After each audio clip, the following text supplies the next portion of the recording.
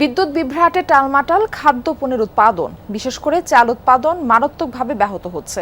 হিমাগারে নষ্ট হচ্ছে কৃষি পণ্য। কর্মকর্তারা বলছেন, জাতীয় গ্রিড থেকে চাহিদা মতো সরবরাহ না পাওয়ায় দিনে রাতে প্রায় 40 বার লোডশেডিং করা হচ্ছে।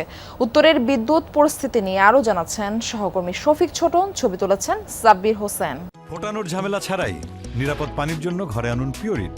কল করুন 16627। ঘাটতি থাকার কারণে উৎপাদন থাকার জায়গায় 4 টন উৎপাদন করতে পারতাম চাল, এখন সেখানে 2 টন উৎপাদন হচ্ছে চাল। এখন এই যে মাঝখানে 2 টনের ঘাটতি, এই 2 টনের ঘাটতিটা আমরা মেকআপ কীভাবে করতে পারবো? বিদ্যুতের সেবা নিয়ে বিস্তর অভিযোগ ভোক্তার। ঘন ঘন লোডশেডিংয়ে স্থবির কলকারখানা। উত্তরে সবচেয়ে বেশি প্রভাব পড়েছে চালকলগুলোই।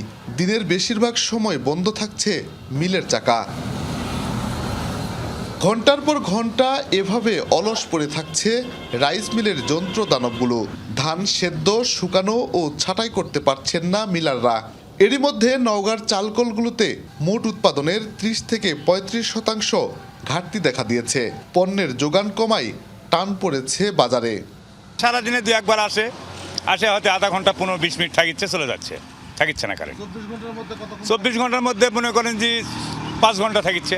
পরিবার আছে, আমাকে খাটার উপরে পরিবার চলে, কারেন্ট না থাকলে তো আমাদেরকে ব্যবসা বাণিজ্য সব কিছু লাগাতে উঠে গেছে। অটো রাইস মিল যতক্ষণ বিদ্যুৎ থাকবে ততক্ষণ চলবে, না থাকলে মনে সব বন্ধ থাকবে। বিদ্যুতের অভাবে পচে নষ্ট হচ্ছে হিমাগারে রাখা আলু। ক্ষতিতে চাষি ও ব্যবসায়ীরা। বিশেষ করে আগামী মৌসুমে আবাদের জন্য রাখা বীজ আলু নিয়ে সবচেয়ে বেশি শঙ্কিত তারা। বস্তা নষ্ট হয়েছে, আলু পছন্দ হচ্ছে, এতে কৃষকের নষ্ট, আমরা ভোগান্তি।